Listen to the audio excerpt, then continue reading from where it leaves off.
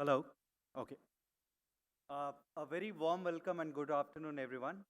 It is my privilege to invite Mr. Arun Jain, Chairman Intellect Design Arena, who's just not a hardcore technologist, but somebody who has social reforms at his heart. He'll be talking about and presenting a masterclass on democratizing AI for scale and accuracy. Over to you, Arun, sir.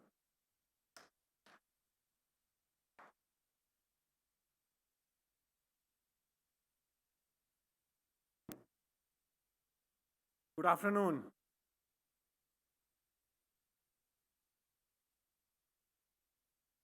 Today afternoon I'm just speaking about AI.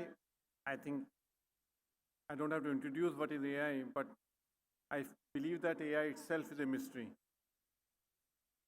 So everybody knows AI is there. We are using ChatGPT every day.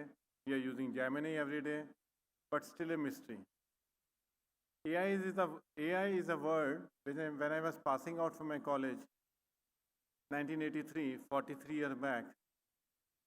Still, there used to be a course on artificial intelligence.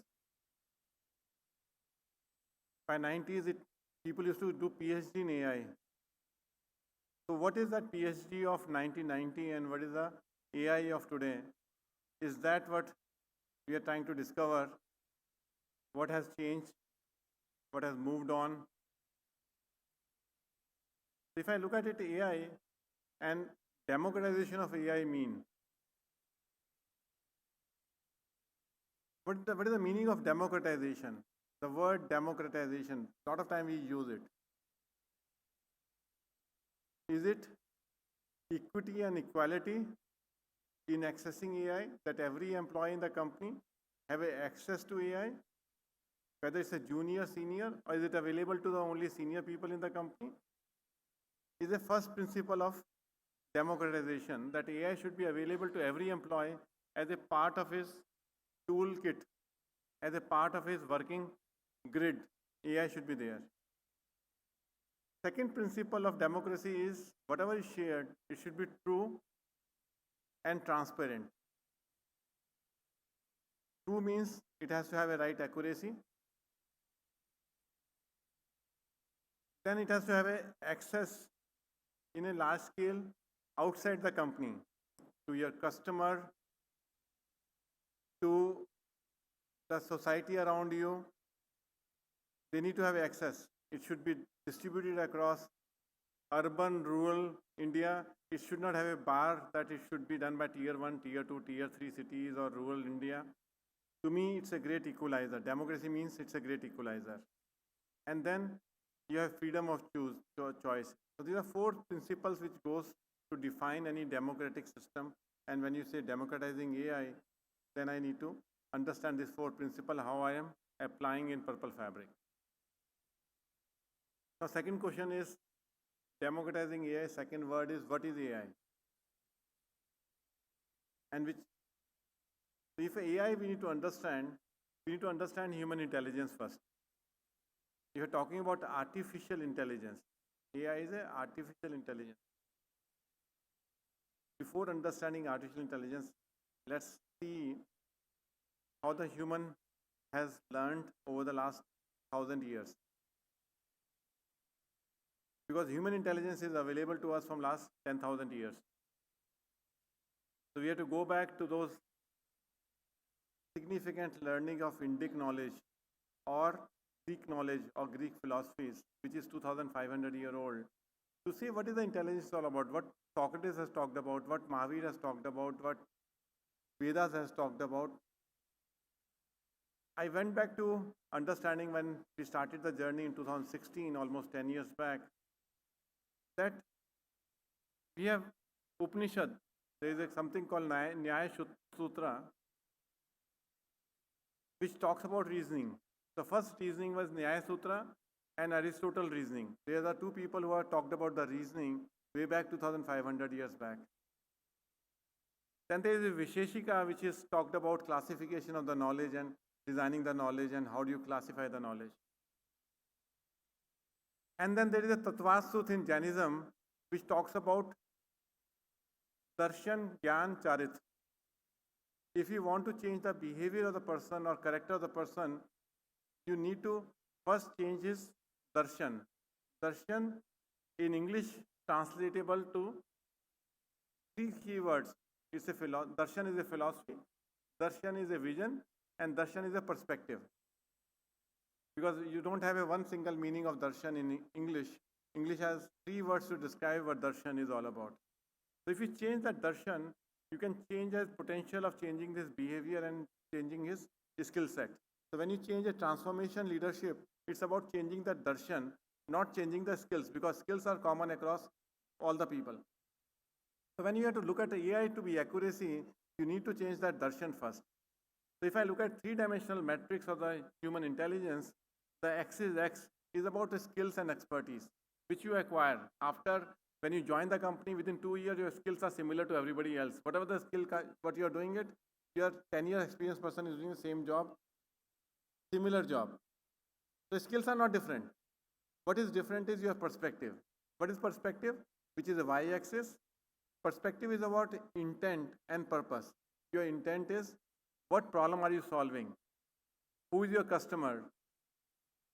What self, whether it's a self problem solving or selfless problem solving. What is your imagination, whether you're solving the problem for today or you're solving the problem for next 5 years? What is your empathy with the customer? What are your beliefs? And what are your experiences? And centerpiece is what is your knowledge? Knowledge is centerpiece over here. So this X and Y coordinate. Now Z axis talks about your behavior and traits. Are you willing to take a call? Do you have a courage to make a call? Do you have a curiosity to discover unknown spaces? Do you have a reasoning capacity, judgment capacity, decision making capacity? Those are the traits. Now this is a three-dimensional matrix I need to convert into my agentic AI. Agentic AI has to have a three-dimensional agentic system, and it's a triadic knowledge intelligence which is coming over here as a start point. A lot of Western world today, all the big giants are focused on x-axis. They're doing a phenomenal job on x-axis. But y and z axis are ignored by them because they come from the Western thinking process where everything is about competencies. Skill and competency, skill and competence. India is also making a mistake of saying skill development programs.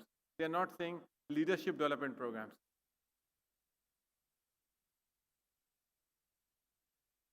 But then why AI has gained prominence in last 3 years? We are struggling in last 30 years not to gain attention of the people, but today in last 3 years it just got the attention. If you recall, number system was decoded in computerization in 1930s and 1940s, where we have hexacode and we could able to codify the numeric system of numbers. As soon as we can codify 0 and 1 as a hexacode for the numbers, we could able to create multiplication, division, all the arithmetic operations on that, and that's how computerization journey started. We didn't have a science of language decodation. We are never able to put a number to the language. If I say, I want to go to sweet shop in Delhi, or I want to go to Chinese restaurant in Delhi, how do I write it down in a English language that I want to go to Chinese restaurant in Delhi? So it means I need to have vectorization of the word Delhi. I need to have vectorization of the word restaurant. I need to have vectorization of the word Chinese. And I need to have combination of vectorization of Chinese restaurant, and I need to have vectorization of full sentence, I want to go to Chinese restaurant in Delhi. So I need a sixth level of vectorization, and each vectorization has a behavior and traits of the element. Restaurant means these are the characteristics of a restaurant. If Chinese, these are the characteristics of a restaurant. That is called vectorization. 128-bit vectorization, which FAISS started, Facebook AI has started in 2010, is the outcome of that vectorization. Now, once that vectorization has happened, I could able to store my language into the models in a numerical form. because each number is 0.1 to 0.9 and that factorization happens. So I can store that language into the computers. Now once I store sentence into a language, then when I have to recover it back in any language, then it's a language construct which will do the number to the language construct. So now when we say AI has given me a multilingual capability that I can store anything in English and retrieve it back in Hindi, because underlying behaviors are stored in a numbers itself. And that's where the power has come, that I can translate anything to anything, because underlying number of behavior traits are sitting in a numerical form. It's just composition called generative AI, which generate language out of it. And that's what generative AI is. And that's where the difference comes into designing the system. So that is a major breakthrough. This generative AI is a civilizational breakthrough. The way numerical system has civilizational change has brought in 1935. Similarly, this change of 2022 or LLM is a civilizational breakthrough. There are few civilization breakthrough like industrialization in 1820, 1830 on railway track. Similarly, 19th computerization happened. Now this is a third kind of a civilizational innovation. And that's why the AI becomes ubiquitous everywhere, because everybody knows if it's a civilization change, I need to adapt to the civilization, because I am one entity of civilization. Whether I'm a business doer or a personal person, I need to change. The problem is today, when I'm solving the problem, how do I get an accuracy of my questions, responses? There are fourfold path of the change or towards accuracy. First point is right knowledge.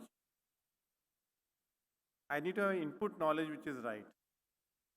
Second is right digital expertise. Third is right governance. That all the things which is happening, it should be secure, private, within my organization. What I want to share, I'll share. It should be freedom of me, what I share, what I don't share. And then I need to use models at the right pricing.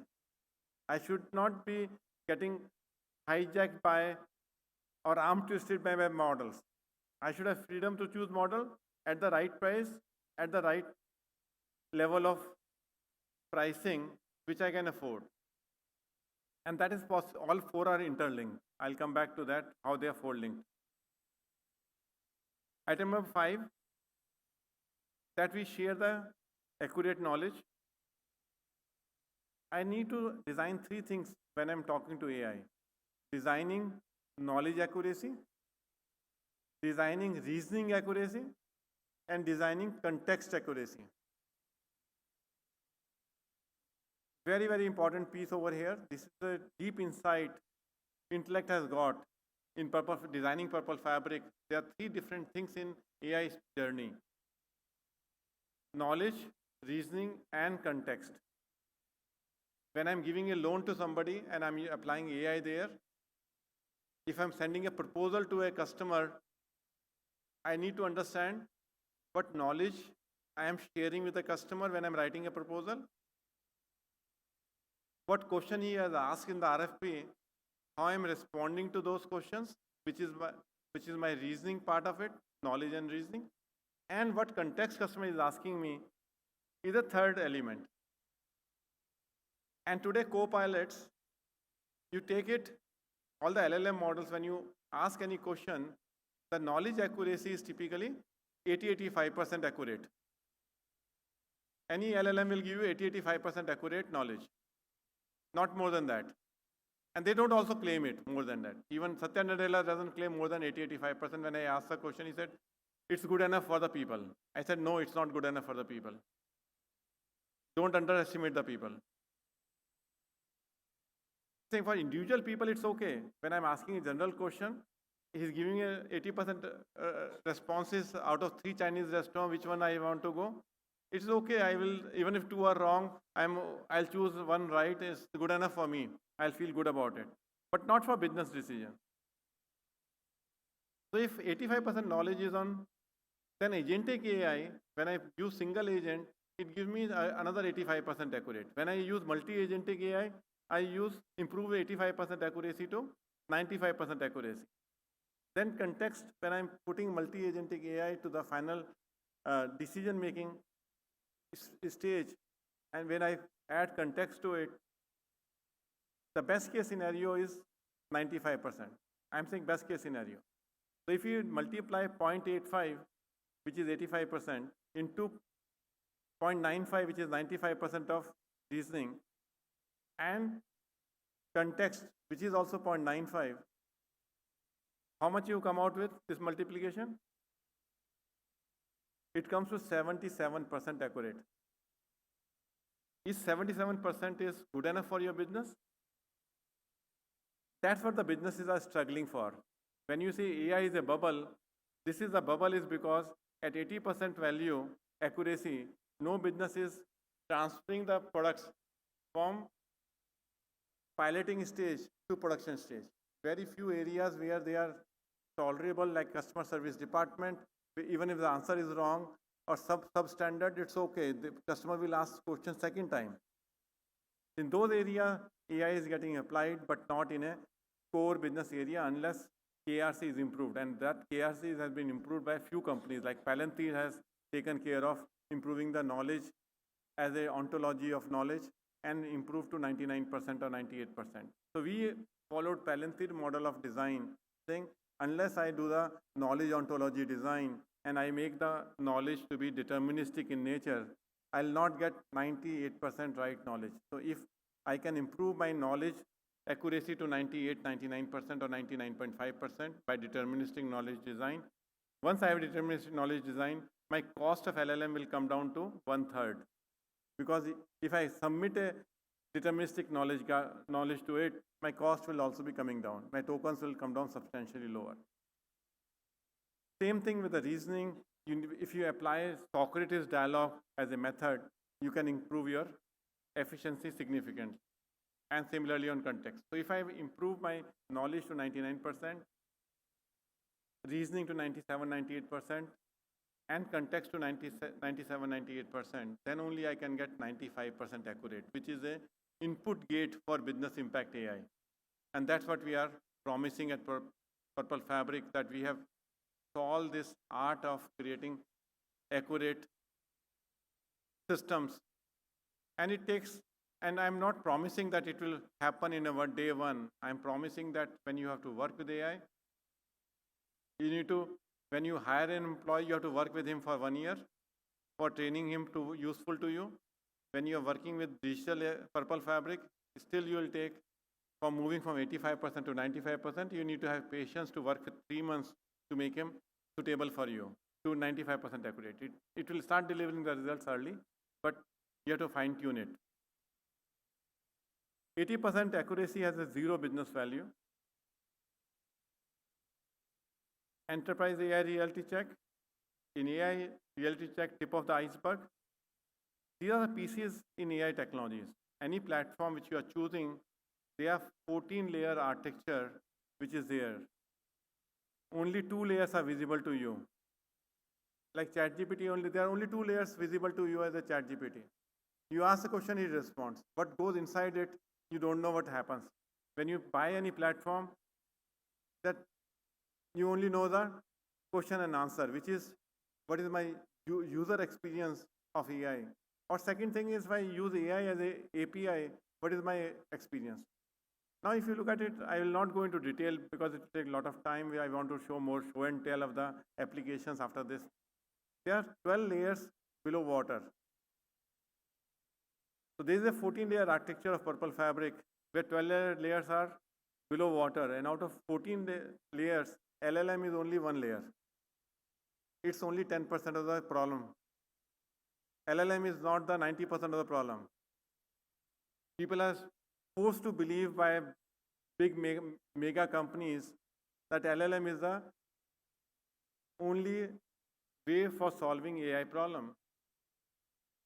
Yeah, it's a major component of it, but doesn't constitute more than 30% of the total problem statement of AI problem statement solving. Then how you design a system which is socially and economically viable for the industry? Industry lives on a social system. Industry doesn't live isolated. We need to reimagine products. We need to reimagine customers. We need to reimagine operations. We need to reimagine compliance. And we need to reimagine resources. Our resources what exist today. I need to design my knowledge, as I mentioned earlier. I have to design my knowledge from if a document is there, and if I do 10 documents, let's say legal documents are there, I have to load the contracts. I need to convert that legal documents, which is a data, to information to a knowledge frames, and then to deterministic knowledge. Knowledge frame means you need to convert them into frames to define the knowledge frames. And that once deterministic knowledge is there, that this is a knowledge of contract has got 14 types of clauses. How the 14 types of clauses are there? That is the framing of the contracts. Any contract has some finite number of subcells which is there. That is the framing. Once you frame it, then every contract can be aligned to those 14 subframes. Those 14 subframes has a multiple options which will be there. If the liability clause will be there in a contract, the liability clause will be of 10 different sample will be there. When you make finite number of option within 14, then it becomes a deterministic knowledge, and that's what we call designing knowledge. Designing digital expert, not agent. I'm introducing a new word called digital expert. Like human expert is there. To help him, you need a digital expert. You don't need agent. Agent is like skilled workers. For bringing and creating an impact for your business, you need your coach with you. You need an expert with you, not agent with you. Agent is subordinate, expert is elevated to the person whom you want to pay for his expertise. So how do you convert agent to the experts is our story of Purple Fabric. We need to design governance when you implement into the system. We need to design which LLM should be used for which problem statement. We need to organize the thinking space of the institutions which are going to implement such thing, like at Intellect. We failed at least 3 times when we implemented AI within the company. Though we are participating from 2016, we are spending 400 research engineers into that. But when it comes to value realization, it's not that AI not added value, but each time when realization happen, like if I use cursor, it generates a code for me, but that code is sitting isolated. It doesn't reduce my headcount. If I use Lovable, it will give me something. If I use Notebook, it will give me something, but is it reducing the headcount? It's not. So that's the failure point. Then we look at it in June, we said, let's give Purple Fabric to all the employees, 6,000, 7,000 people which we have in the company. Everybody should use Purple Fabric. Initially, only 10% people started using it. Everybody was scared of using it. The people is a fear of unknown. When new animal comes in, you get scared. After some push, 20% start using it, then 30%. When they start getting the benefit, then first person says, oh, it's a neighborhood effect. If neighbor is using it, I will use it. If neighbor is not using it, I will not use it. So that's where we need to organize a thinking space that everybody thinks in the same manner that AI is going to make a difference over there. When they create a momentum, flywheel effect, we are finding within 3 months, we created 9,000 agents in the company alone. In one company, we created 9,000 agents, but every manager in the company created their own agents. Now we are in a stage of consolidated those agents, and we are launching team space for that, and we'll show the demo of it, that how we have mastered the entire SDLC lifecycle, how we mastered the sales and marketing tools, and that's what we are trying to launch over here, that if we want to reach to all the Indian companies, there are so many SMEs are there who don't have any AI engineer. How can they use it? How many chartered accountants are there? They need to audit so many balance sheets. How do they use AI to ensure that they are not missing the points. There are so many law firms are there, they need to use AI. How do they use in their private environment? How do they small businesses can use AI for writing proposals and consistent proposal without losing the knowledge to general chat GPTs and co-pilots. So that's what we are trying to look at it. Once they start using it, it will expand their performance space. After 3 months, you will say it may come to the outcome space, which will happen. For disrupting that, we say, can we bring down the purple fabric? We had a lot of debate internally. Can we bring down the price point which SME can afford? And I come out with a challenge to my technology team and research team that I want to launch this at 1 lakh rupees a month, less than half the cost of AI engineer. Even if you hire one engineer, less than. So I got inspired from Jio. I said, if Jio can disrupt the telecom market, why can't we disrupt the AI market? That everybody should use a tenant, and it's a private tenant for them, and we'll just charge 1 lakh rupees a month, 99,500 rupees per month for 50 users. So if we, and everybody in the company should use it, not 2-3 people should use it, so that there's a freedom of choice on democratization. Then, and this is the reason for engineering the platform with this accuracy, ease of understanding, ease of use. So some of the cases I'll show you, and I'll ask my team members of the research team members is here in this hall. So all the research members will demonstrate themselves what the power of it in outcome basis. So this is my belief that everybody in the company should use it. Everybody as a citizen must use AI. And I'm promoting this to Mission Samriddhi to our villages. I had a session in rural India that all the clusters where Mission Samriddhi work, we work in 82 clusters in 8 states where we are contributing to 2 million population and around 1800 villages. So when I took an AI session for them, 1 month back I took a masterclass for AI session for rural India and teach them how they can design that if they want to manufacture chocolate in village, why should Cadbury sell in my rural India? Why should soap sell in India? Why can't they manufacture their own soap? So if village can be self-sufficient, then only the rural India will grow. And that is only possible when the export-import equation of the village can be. So we have a slogan in Mission Samriddhi, गांव का पैसा गांव में, शहर का पैसा भी गांव में. अभी उल्टा है, गांव का पैसा भी शहर में. तो सारा पैसा जो गांव में कमाते हैं, it goes back to the urban cities, not vice versa. So how to reverse the trend then? Village become exporter of the things because they are the only producer of the food and everything, but they are the importing so many other things, which is having a trade deficit for the villages.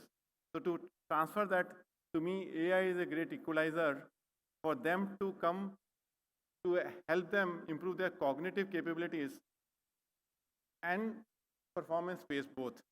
So that's a point we are saying that village can come at the same level today. And when we taught them, within no time, the 3-4 entrepreneurs came in. One started making chocolate, so somebody started making soap, because they are using ChatGPT or Gemini, which is coming free of cost to them in a free version. They are able to make the recipes, and they are able to make how to create a brand, how to create a packaging. All are being done by the villagers. So AI is something which is so interesting over here. We have an Enterprise AI Design Center in the exhibition. It takes 30 minutes to visit there and understand how design is done of the AI transformation. So please visit that. In the meantime, I'll invite Guneet for showing you natural language banking, which is beyond banking, which is connecting banking and social impact and government schemes together in a single system, where you will not be knowing that behind the scene, there are more than 25 agents are working together to give you the output on the tip of the iceberg. That's the thing. Thank you.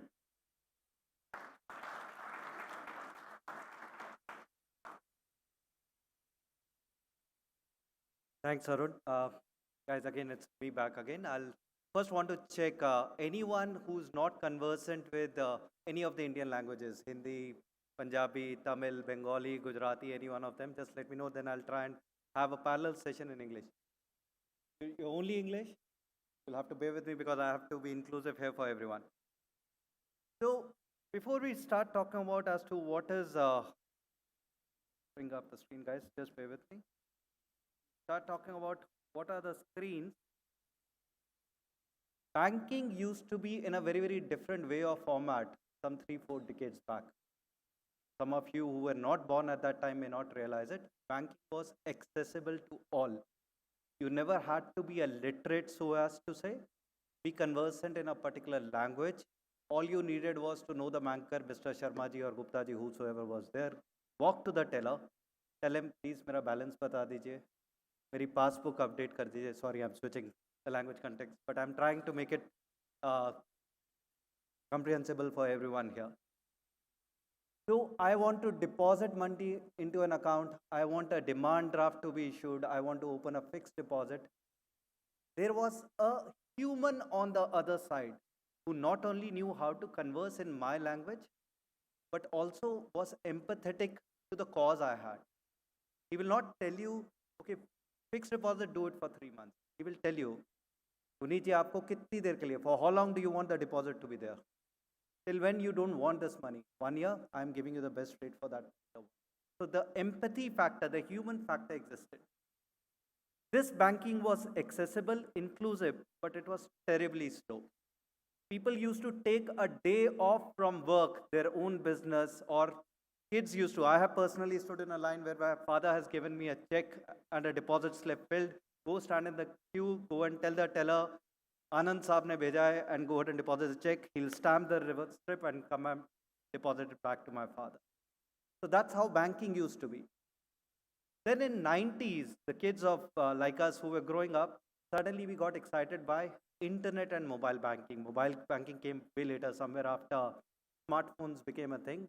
Before that, if all of you are aware, USSD used to be common. You send an SMS, you get your balance, you're able to do it. And now, UPI is the norm.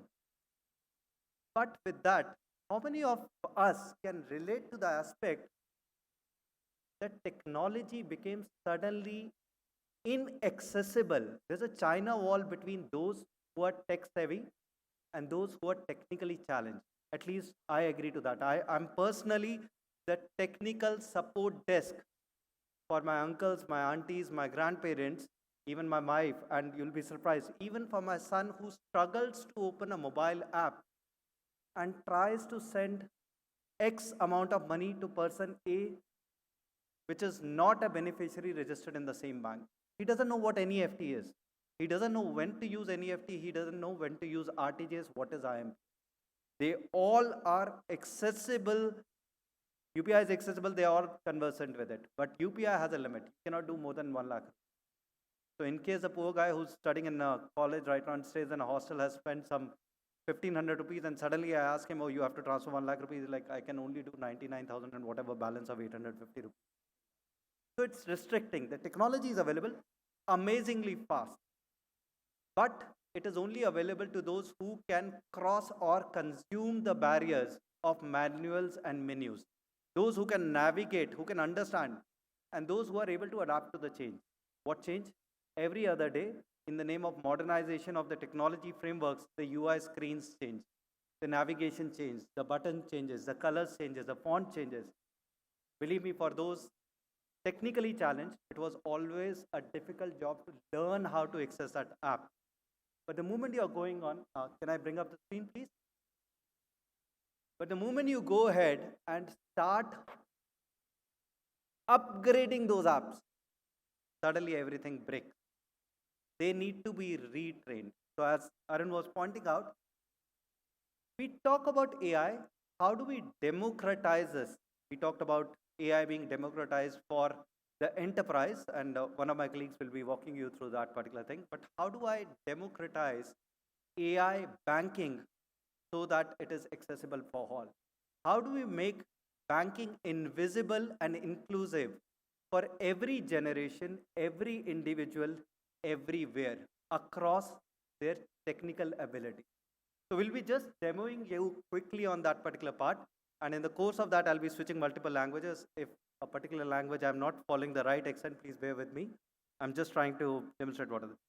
So here is a scenario where an SME is trying to interact with the bank.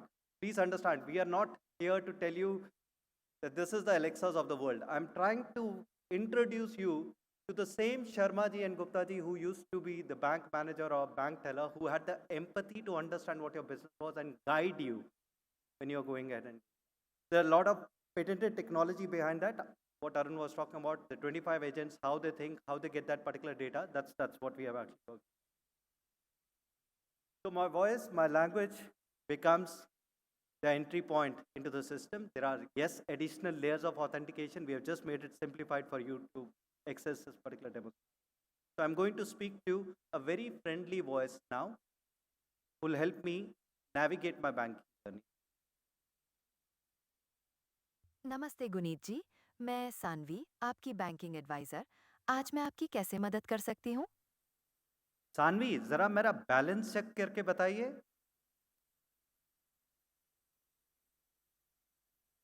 ज़रूर गुनीत जी, आपके account का balance है 8 लाख है। मैंने एक चीज़ notice की, आपका GST payment 12 lakh 48 घंटे में ड्यू है और 4 लाख का शॉर्टफॉल है। आपके पास पीएसयू इनवॉइसेस हैं जिन्हें आप ट्रेड्स पर डिस्काउंट करके ये शॉर्टफॉल पूरा कर सकते हैं। ये वर्किंग कैपिटल लोन से ज़्यादा बेहतर है। क्या आप चाहते हैं कि मैं अभी इंस्ट्रक्शंस भेज दूँ? हाँ सानवी, भेज दीजिए। ठीक है गुनीत जी, मैं इंस्ट्रक्शंस भेज रही हूँ। So this is the difference between the Alexas of the world or Google agents of the world. We are not just giving you the information that is available behind us. Yes, that is there. And people have been doing it for ages. You'll go to banking sites, those agents are present. You can chat with them, you can have voice interaction for them. But how does AI actually starts becoming your intelligent advisor? How does it start providing you empathetically what is right for your business? Again, not stepping into the shoes of an advisor, but giving you the right recommendation that you can use. Believe me, as an individual or an SME, I may just forget about this particular thing, go for a working capital loan, which will hit me in terms of the expenses I'm paying out to my bank. The bank is just taking a leveled call. Yes, I can help my customer on this. Saanvi, जरा मैनू मेरिया transaction से दसो अज किनिया हुई ने। So I've switched to Punjabi. In Punjabi, I just asked, please tell me my transactions. I hope people who are able to converse with that.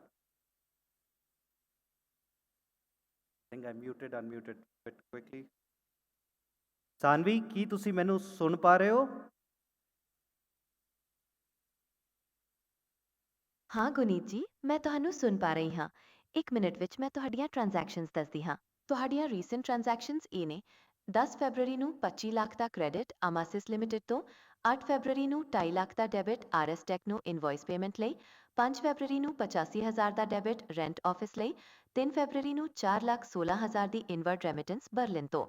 ਮੈਂ ਇੱਕ ਚੀਜ਼ ਨੋਟਿਸ ਕੀਤੀ ਹੈ, ਤੁਸੀਂ ਇਸ ਸਾਲ ਆਰਐਸ ਟੈਕ ਨੂੰ ਟੋਟਲ 50 ਲੱਖ ਦੀ ਪੇਮੈਂਟ ਕਰ ਚੁੱਕੇ ਹੋ। ਜੇ ਤੁਸੀਂ ਨੈਗੋਸ਼ੀਏਟ ਕਰਦੇ ਹੋ ਤਾਂ 2% ਡਿਸਕਾਊਂਟ ਨਾਲ ਤੁਸੀਂ 1 ਲੱਖ ਤੱਕ ਦੀ ਬਚਤ ਕਰ ਸਕਦੇ ਹੋ। So for those who are challenged with Punjabi, I'll try and translate it for you. What it is telling me, it is giving me all my transaction information. And if you see, there's a very small integration of customer experience there also. The numbers are there. If you miss the audio cues, the numbers still remain.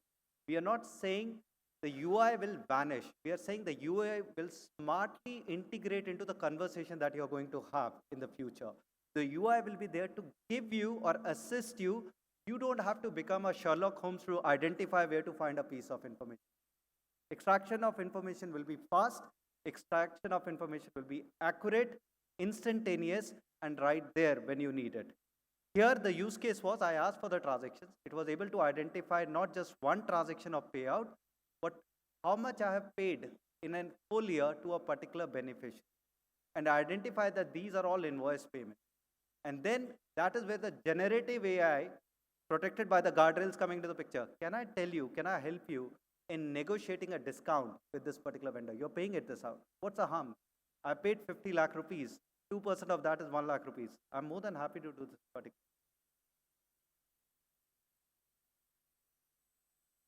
Sanvi,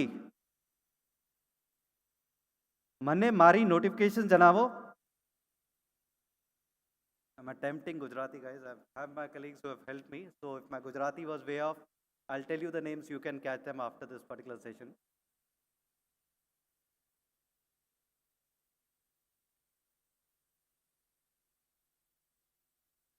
Sanvi તમે ગુજરાતી આવડે છે? હા ગુનીતજી, મને ગુજરાતી આવડે છે. તમે તમારી notifications વિશે પૂછવા માંગો છો? મને મારી નોટિફિકેશન જણાવો.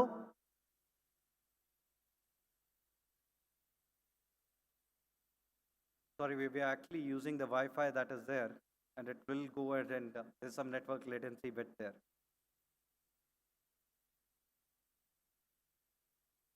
सानवी, आप मुझे सुन पा रही हैं? Becoming like more of a G Meet or a Zoom call, we are checking with people. So bear with me on that particular part, guys. If not, I'll just attempt re-log in and work on this particular part. And let's attempt that. नमस्ते गुनीत जी, मैं सानवी, आपकी banking adviser. आज मैं आपकी कैसे मदद कर सकती हूँ? સાનવી, મને મારી નોટિફિકેશન જણાવો. Guys, it's not that she is partial to Gujarati or something. That is one of the favorite language given.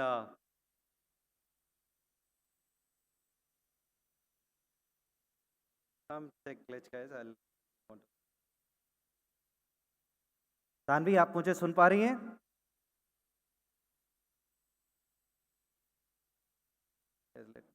हाँ गुनीत जी, मैं आपको सुन सकती हूँ।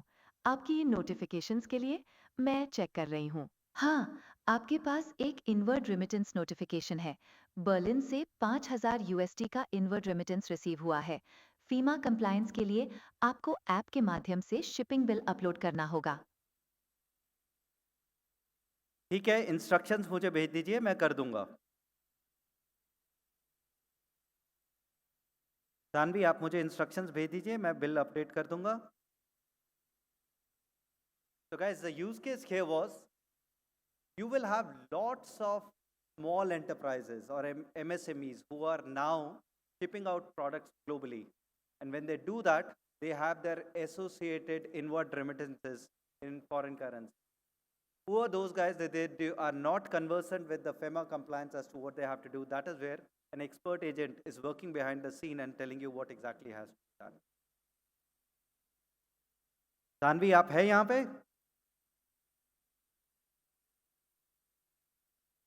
हाँ गुनीत जी, मैं यहीं हूँ। मैं आपको इंस्ट्रक्शंस अभी भेज रही हूँ। सानवी, NEFT पत्ती Sulenga. So very Sardarji trying and attempting his hand at Tamil. That's the part I've attempted. Let me see if it is able to do that. But guys, more important, given the time at hand, we are there in Hall 2, booth number 7. Do visit us. We have the detailed demo. As Arun said, we have something which is describing the social initiatives as well as to how anyone who does not have the information handily available can interact using this particular models and access it. I'll just pass on the baton to my friend who will be there presenting you about the team spaces concept. Little over to you, please.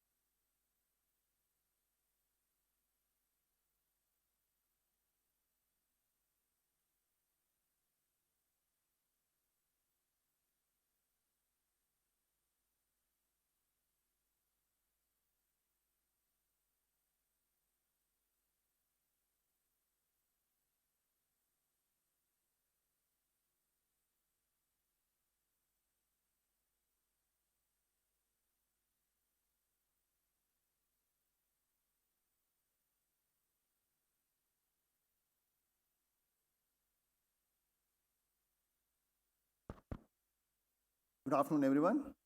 Thanks for this. I think we had a very exciting session by Gunit. So now Sanvi goes back, come back to the team spaces. So here we are here we're launching the team spaces. So what we're talking about is like we have been using a lot of these tools earlier, where we have got SharePoint portal, we have got a lot of these document management systems where people go and access data. And from there on, we move to the chatbots, where the data is available, the knowledge is available, but it's all about automation. From there on, we move to something called as team spaces. This team space actually is moving from the age-old tools that we had, which are very pointed to individuals, versus going towards the teams, bringing all the teams together, along with the digital experts, which are run by some agentic solutions there. So basically what we are saying is, earlier we are seeing individually what's the productivity that we are getting. Now we are trying to look at the business outcomes as a team. No one is really interested to have a single person giving a productivity where it can move from 1 to 1.5x. But whereas when you move it as a team, actually the business outcome is what is achieved. That's what we are talking about. So basically exactly what it talks about, from where we moved from the so-called scripted document storage to the so-called team spaces. We have our purple fabric, which is the agentic solution. So typically when we actually look at anywhere in the world, the content creators or the agents that are being built are only 5%. And we see 95% of them actually consume it. So while everybody is so much concerned about building agents and getting their dirty hands, actually they're not so many people. We look at the 95% consumers, and we need to really take them into our fold to see how we can actually cater to them. So we move our needle to say while we have the purple fabric, which is our platform on which we can actually build the digital experts, we actually look at how these digital experts can be provisioned to the consumers. So that's where the team space comes into picture. So what we have done is actually a team space here is not for individual. Even if an individual from the team walks away, still the knowledge is retained and it is shared by the team. As the team actually keeps using those digital experts, the knowledge keeps enhancing, and it's retained within the system, and the context is actually prevailed. And most importantly, team space is primarily for a function, delivering a business outcome. So what we actually are able to do is we are able to move from the individual productivity to the business outcome as a team. With that, I just move on to a quick demo of the team space, what we have. Sorry.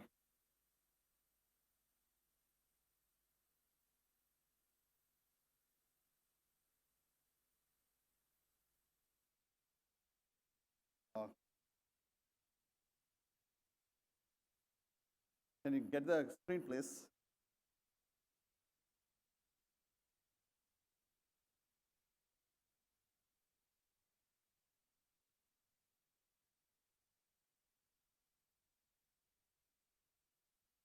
Not to get my screen.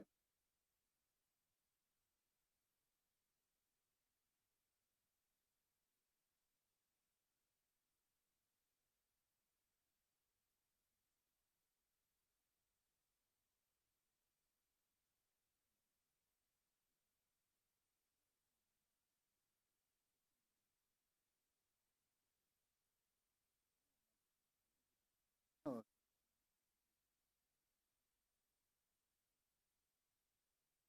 All right, this is how the team space looks. So what we actually have devised is a team space for enterprises. Enterprises could be any enterprise. It could be an IT service company, or it could be engineering machine shop, or any such. And we also have a team space for bank, a bank team space, what we call a public team space, public sector team space, as well as HR team space and insurance. Just having a quick look for an SME when we really look at it, right? So he's a single man army where he has to handle between a sales, marketing, and in fact finance and HR. Probably he may have a small team which can actually do engineering. So what we have done is we augment each of these teams with the digital expert. For example, in sales and marketing, when he really wants to go and do his work, he's augmented with extra digital experts through which he can be able to get his work done. So you can actually have some sort of, over here we are talking about some sort of a bank case studies he may want to do it, or some sales analytics he want to drive it, or some lead generation he can do it. Over here in In HR, for example, there could be a few more digital experts. So what I'm talking about here is bringing each of the functions into a space and augmenting them with these digital experts so that the knowledge is retained within each of those functional blocks, and you're able to leverage or not depend on a single person, rather move on to the teams. Quickly moving on to how a particular bank team space looks. In a bank, typically it is always operate between a business, operations, and technology. So you may have your team space considering about this branch operations, credit operations. For example, in a credit operations, you may have your loan collections, loan origination. Then in case of HR, finance, in trade operations, for example, you can talk about your LC, digitalization, bank guarantee, etc., etc. So basically, what we are trying to say here is we move on to bank team spaces with each of these operations as functional block. How typically a bank gets visualized in any. We are running out of time. So let's look at this one more important team space, which is the HR team space. In the HR team space, you can really find acquisition, development, operations, remuneration, engagement. And while you do all this, you can actually go ahead and also create your own team space. For example, over here, you can actually go and say create your own team space. Sometimes there could be shared services where you may be working on some engineering, you may be working on say support, etc. So you can actually have a team space created for your own team, which is called Apex, for example. And you can actually pull up those digital expert, which you use for that particular team. You can also include, in fact, a third party, co-pilots or any such sort of agents into this and create a common team space. And the team together can actually have these digital experts augment them to increase the productivity base. So much so about the team space. Probably, I think, for paucity of time, I try to move on to the next speaker. Arun, you want to add?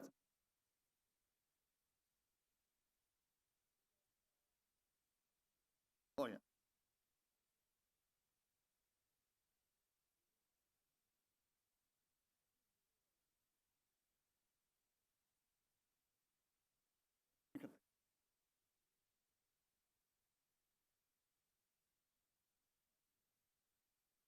Yeah, over here. Okay, as you see here,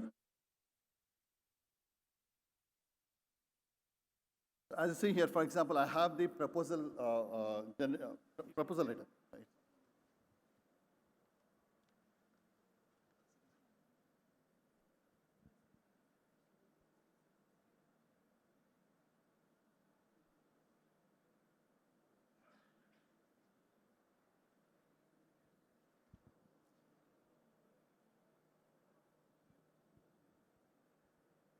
Has to come. No, it comes.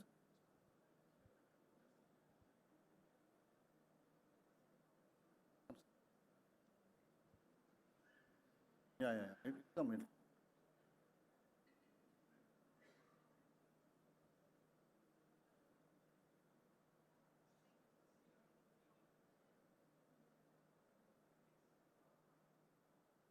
Let me just go to come up.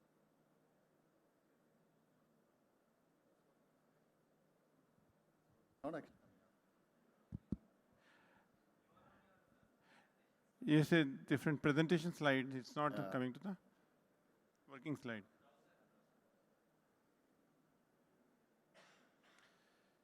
So concept of the team space is that any small SME or small corporate, mid-corporate has got these many functions. Each function, like sales and marketing, will have a multiple function. Lead generation is one function. Proposal writing is the second function. Follow-up of the lead is the third function. Customer conversation is the fourth. So now if these are the various work which happens in sales, similarly, human resources, recruitment is the one function, performance management is the second function. That is the kind of a area. Now for each of them, you need an agent. Now we are giving to the SME sector in 1 lakh rupees, all of it ready-made. Now it's We are competing against co-pilots and everybody else. Co-work, which is Anthropic, has launched 2 weeks back. They are working on individual productivity. We are working on team productivity. Because outcome is a team as an outcome, not a individual as an outcome. And it stores all the data of the company in one place. So proposal data is there. You can store it in one place. And past proposal can go, all the knowledge can go on the proposals, and you can generate a new proposal within a few seconds, a few minutes, when the new proposal is coming in, and you can modify by improving the knowledge. So this is where we are seeing democratization of AI in a public space by bringing the right price point. Instead of using a disparate systems, you can use one system together. Yeah, it's going? Yeah, these are the... So these are the different, digital experts what we have. So we have the lead generation, we have the proposal generator, and also have the sales analytics that are there. So quickly, first of time, what I have done is I've taken one of the proposal, and I have uploaded it, and then I have a few questions that I've asked about the proposal, and it summarizes that, and then I pick up those line items that are there in the proposal and try to create the response.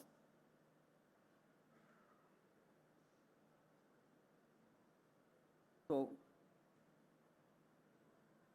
this is how a typical RFP, if I have actually uploaded a particular RFP, and I keep asking about, summarize the key primary objectives mentioned by the bank in a particular proposal.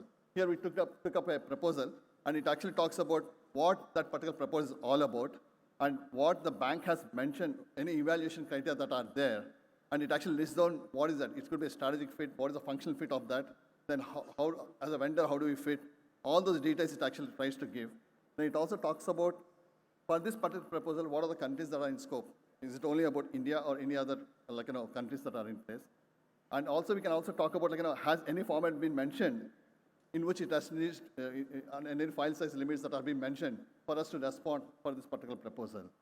Then what are the critical commercial and pricing pointers? So all these questions we ask so that we actually get the complete information about this proposal. In a fraction of minutes we get this, and we can actually have a direction setting call to see okay, let's go with this or not. Once we decide on that, we actually can go to the line items here. The same digital expert where we have got first comprehensively understand what that particular proposal is all about, and then go to the line items, upload the line items that are there. So the questionnaires that the proposal contains, we upload them, and we actually go ahead and actually, for example, if it contains a particular specific things about a product that we need to understand, we use a product expert and tries to get the details about it. If it is very generic. Yeah, this is okay.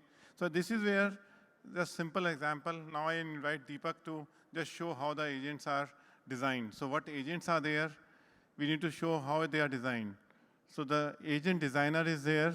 Deepak Dasala is our Chief Technology Officer at Intellect, who is brain behind putting the Purple Fabric technology.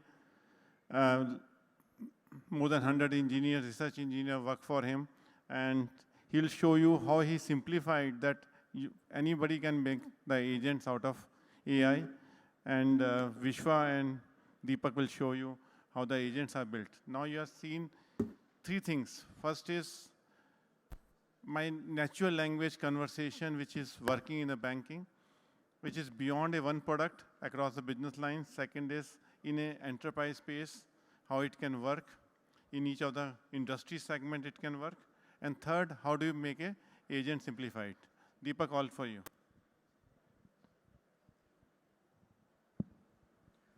Thanks, Arun. So what we are going to do is in next 10 minutes, we will show the whole life cycle, agent life cycle, how that can be created from scratch. So this is a Purple Fabric platform, and what we are showing is completely the agent studio, where all the agents that are built. These agents are conversation agents, automation agents, and it pretty much covers everything that you expect, the kind of I would say the complexity that you can anticipate in an enterprise.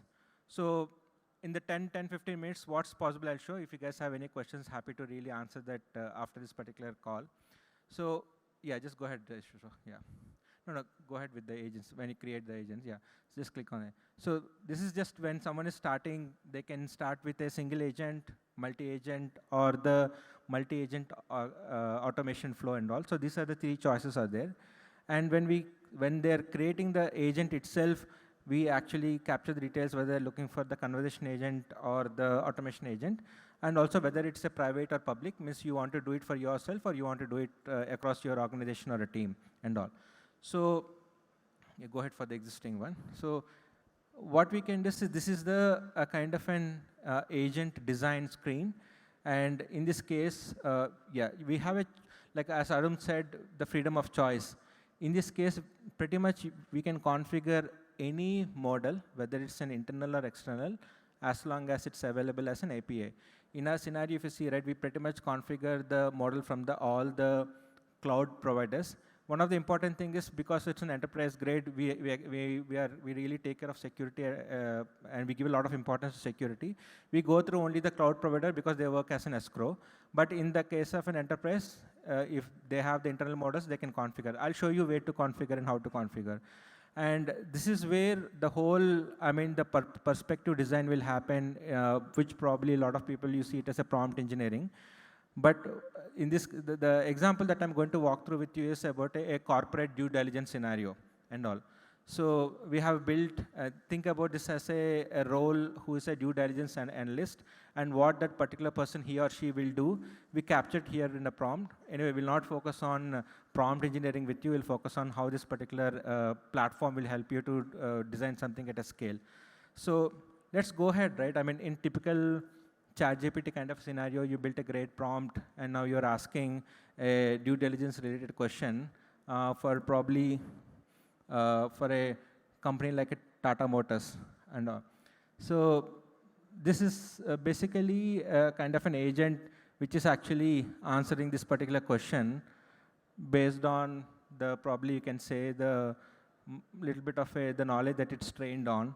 So most of the things, this is what the people do out there, and then the question is, how do you rely on, kind of a thing. So the good thing with this current scenario is, we need not go anywhere else. We can ask the actually model itself. This is something that you can rely on. So this is where I know at least the models are becoming a little bit more truthful, and it is saying that my analysis is on the general knowledge and a training data, and probably if you have to do it in the right way, it itself give you the correct approach that you need to do that. And this is where how to do that at a scale, which the Purple Fabric will come into the picture. So like as Arun said, the most important thing is how do you get your knowledge right, how do you get your reasoning right, and how do you get your context right. So let's start with the knowledge. If you see, this is where we have a knowledge studio. If you can go to probably the knowledge studio. And for this, in the interest of a time, just hold down here. So, no, just go back, please. Knowledge studio. Yeah, just stay here. So in enterprise, right, you might be dealing with the marketing knowledge, you might be dealing with the risk-related knowledge and all. Most important part is what you build, how do you reuse it, and how do you get it right. In enterprise, you'll have a data owner. Now, probably the knowledge owner as a role will emerge, who will be the custodian and guardian of getting that knowledge right and continuously curating it and keeping it relevant. So in this scenario, just think about like there is a company documentation, is a knowledge guardian that is already created, which has probably all the relevant documents and sources that are being captured over the period of a time, continually kept it relevant. And this is the thing, and typically, right, we are just taking an example of 110 over here, but in reality, this will run into the thousands or lakhs or millions kind of a thing. So what is the focus for us is, how do you prove that your knowledge is right? This is where what we have done is, if you can, and also secure. So if you want to probably, first let's, yeah, so when the knowledge is actually created, what we do is, I know a lot of people are aware of a RAG database and all, but we do a lot more pre-processing to ensure that actually we got it right. We always believe the data that we are receiving is wrong and prove it otherwise. So we have a pre-processing pipeline which will clean and then refine, classify everything, and finally we'll put it into the chunks. So when you're putting into chunks also, right, like how a typical data architect or data analyst validate the quality of a data, right? Here you have a valid opportunity to really validate these chunks at a right level, whether they are a right quality or not. For example, And also what we believe is there is no single approach to deal with that, because typically when you're dealing with a document, right, everyone in a financial industry understand how important it is to get your table data right, how important to get your image data right. But also we know that not necessarily that you want to apply that everywhere. So we have an opportunity to really configure whether you want to do the table extraction, image extraction, and all those things. And also the what should be your chunk strategy. If you can click on that, chunks, chunk strategy, please. Yeah, click on the chunk strategy. Yeah, page level, yeah. Okay, it's published, but otherwise you'll have an opportunity to do the chunking at a page level, block level, word level, so that what is the right for you. So everything is configurable and all. Now let's also take in, when we say chunk, right, when you click on this, how exactly it will look like. For example, in this scenario, this is a completely typical graph that you expect out of an annual report of any company. What we do is not just extract it, we kind of summarize this in a certain way. So tomorrow when you are looking for the very context, this is available. So if you look into this, it is kind of, probably you can pick one of them. It actually interprets what is that light blue, what is that navy blue actually correlate to, and it gives you the complete details over here, so that there is a right interpretation for each graph is there and all. If you see, there is no direct correlation at all. It was just given somewhere else, so it understood that light blue is navy blue is EBIT and light blue is EBITDA and all. So this is the level of the quality. Similarly, if you go for the table, right, and again, always border table, borderless table, where the rows, columns, and everything are merged. We just don't take this particular data table alone. We actually really get this structure right in terms of a column header, row header, merged, unmerged, and we get the structure right, because in the context, to get the context at a table, it's very important to really do this. So we just don't take the data and dump the data. We really create a right structure so that it can be leveraged, because again, going back to the same formula, right, get your knowledge right, context right, accuracy right, and all these small things matter. Moving on, and what also we do is we ensure that the data is really secured and all. So if you look into this, we also interpret whether you're dealing with any PII data. If you can click on this, please. Sorry, Vishwa has a wet fingers. So while we are storing itself, we understand, and we, again, depending upon a strategy, you want to mask it, or probably if you just go to the other example, you completely anonymize it in such a way so that you don't lose the context, because it's very important to understand whether that particular value is a date time or it's a name or anything, because sometimes people will just mask it. That will lose the context of whether it is what is that entity stands for and everything. So we anonymize it, we mask it depending upon the strategy that people look for. Now, going back to the agent that we are building, this is the one that is built in a way. So if you see, just add a knowledge over here. So the due diligence one. And as I said, it's all about a reusability for us. So what you build as a knowledge garden, that is available for a selection, and you might not just link with one knowledge, you might end up linking one knowledge. In this case, the company due diligence is the knowledge that we want to add. You want to add that? Sorry. Just add it, that's fine. Yeah. Okay. So just in this case, this is just brings in the whole knowledge that need to be referred. And similarly, right, as you saw that model itself said, you should have the ability to really scrap the web out there, bring the newses out there on the Tata Motors and all. And then this is a multi-agent. Like in a typical world, you'll never have a one role actually do the whole job. You will have a multi-agents which are specialized in a different area. So we have the company website agents, sanctions checker, reporter, analyst, all these agents who can be just added, like how we added the knowledge garden. And further, if you really want the further fine-tune to be done to the model, we have a ability to really fine-tune the experience also. Now, this is just, if you see what happened is, we just had a kind of a master agent with the sub-agents linking to the external tools, and these sub-agents also will be talking to some of the internal also. And then we have the complete agent in place. Now, let's, again, in the interest of time, when we ran this, like this is the kind of a report that will come in picture, which is far more comprehensive. And the most important part is, this is all we haven't, before even publishing, you can verify it and you can run it, and then you can see how these agents have worked together and what they have done and how they have arrived it. Click on the traces. So you will get to know exactly at each and every step. If you see here, to start with, while we will show you, it is first doing the toxicity prompt validation. So input itself, click on the before one, please. Yeah. So just create the due diligence report on Tata Motors. It is checking that whether there is any toxicity in the input request that was given. Only if it has once qualified. Why this is so important is people are forgetting that tomorrow your agents is your brand. So your brand, your culture, all of it has to be represented so that you're speaking the right language and you're not allowing anything that's probably you don't want to be known for. So we just check all these guardrails upfront during the input as well as an output. And this how these whole agents are working together to arrive at the outcome and what source it has done. If you see, it has got all the details. Go down, please. And it has all the source, and you can look at a lineage from which document, what it has got, and all those things. Click on the query planner. So if you see, this is where the advanced rack capability and everything will come into the picture.